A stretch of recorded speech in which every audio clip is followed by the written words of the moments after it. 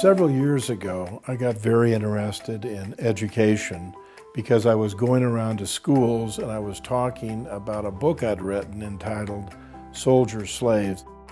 And as I interfaced with the teachers and the students, it dawned on me that we had a real crisis, that students didn't read anymore and they didn't really write anymore.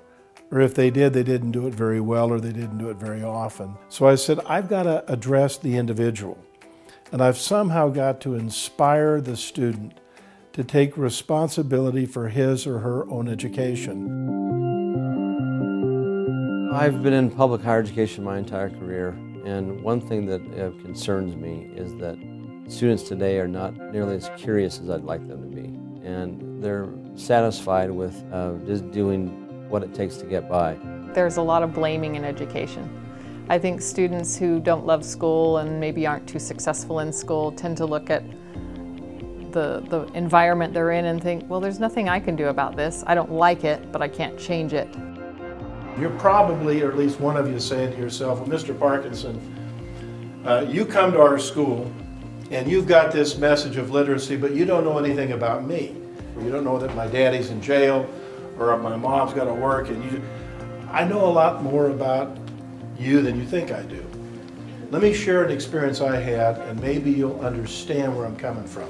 Mr. Parkinson gave his presentation on Autodidactic to a group of young men being mentored by the 100 Black men of Columbus, Mississippi.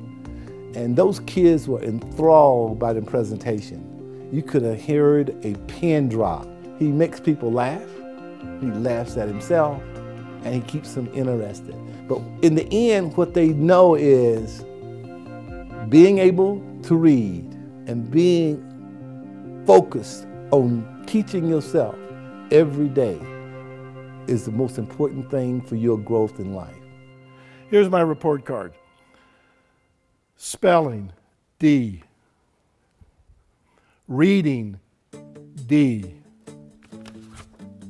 Even my best students who are very capable and competent and good readers and have good vocabulary, they still saw it as an opportunity to grow and get better. But my students who didn't read so much thought, wow, this is a really good reason that I need to start taking care of my own learning.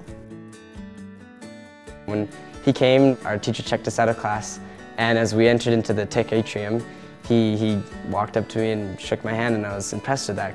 I thought he was a great speaker. I really enjoyed him. He just speaks with such power, and I liked how he related so many personal stories, especially when he talked about when he was in high school and the stuff that he went through. I was like, oh yeah, that's kind of how I feel. I definitely walked away from that with a lot of valuable lessons.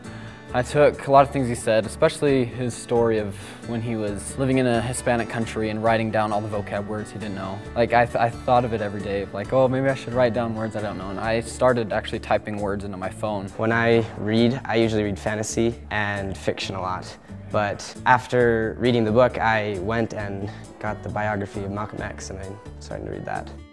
When I was your age, when I was sitting in an assembly like this, like you are, I knew that the kid sitting next to me here and behind me, that was my competition. That's not your challenge. You know where your competition is? It's sitting over in Beijing. His message is very relevant to today's world and today's students. I hope he never gets tired of this, because I could use him every year.